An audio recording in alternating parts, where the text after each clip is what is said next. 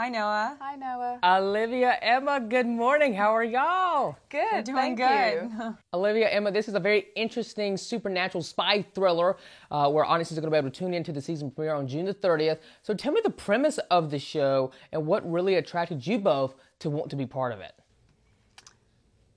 Go on. Well, like you said, this is it's a spy thriller with a supernatural edge, and we are all characters who have these extreme variant abilities. We call them EVAs, and these are all people who have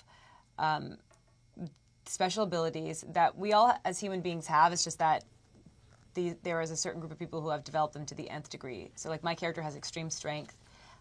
And some other people can, hear a whisper in a crowd of thousands. So we are these people who all actually work for these spy agencies within our governments. My character's from the American branch, and then everybody else is from the British branch. And, not only are we trying to do our jobs, but we are also always a target for other people who want to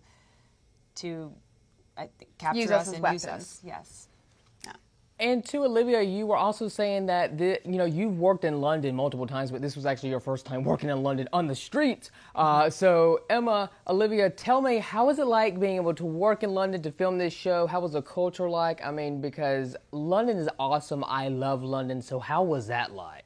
I mean, my very first day of filming, I was at St. Pancras Station, and it was this. The one from Harry Potter. Yeah, and it is. Yeah. I should just say that the train station from Harry Potter. Yeah. And it's just so iconic and amazing. And I will say, let me just detour for a second.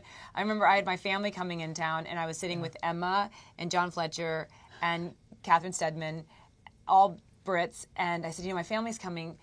I know the places to take them, like Kensington Palace, Big Ben. Where else should I take them? And they're all like, oh, the Harry Potter, experience. Like, you go to the Harry, and then I'm like, is there anything else? And they're like, that's all we can think of. Like, that's how they're like, and they were like, I remember we got John. Hampstead Heath? Yeah, they're like,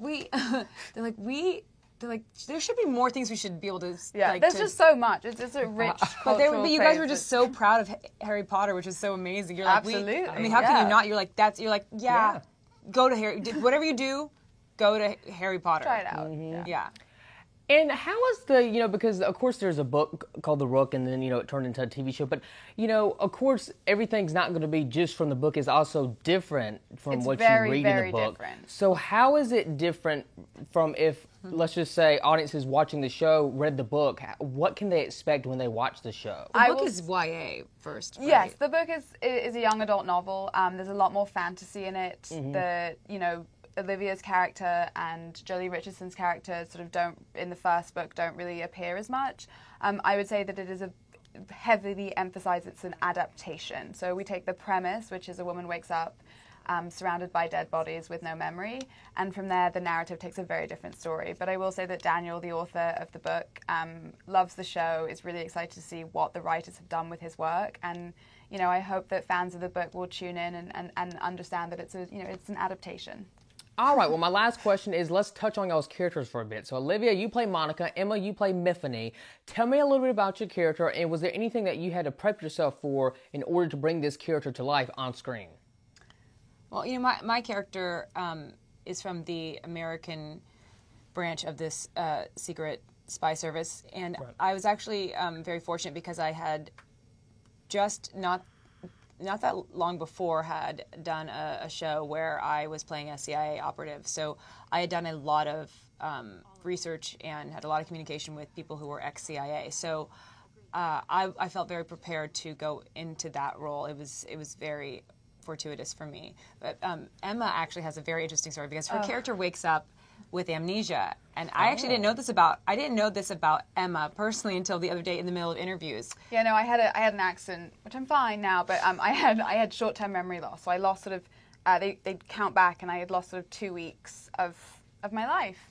So I knew who I was, where I was. I just couldn't remember things that had happened in those 2 weeks. So I really, fortunately, there's always a silver lining. Yeah. It meant that I sort of know what it feels like to have that feeling, and it does feel like it's very confusing, it's very upsetting, and so I drew on that, did a bit of research on, amnesia, and then, it was great because I don't have a memory, so I didn't really have to prep. They didn't want me knowing anything. Yeah. So, yeah. She got to be really present in the moment, Yeah. which is great. With doing scenes with her, you know, I mean, everyone in the show I loved. It was so great. But it was you know, you do feel that difference when someone is very, you know, everything's just very new in the moment. Yeah. Yeah, well, Olivia, Emma, I can't wait to watch. It's going to be fantastic. Be sure to tune in to The Rook. It premieres Sunday, June the 30th at 8 p.m. Eastern Standard Time, only on Starz. Thank you, ladies, so much for Thanks, joining me. It Noah. was a pleasure to chat with y'all both. Thanks. Have a good one. Bye-bye. Bye.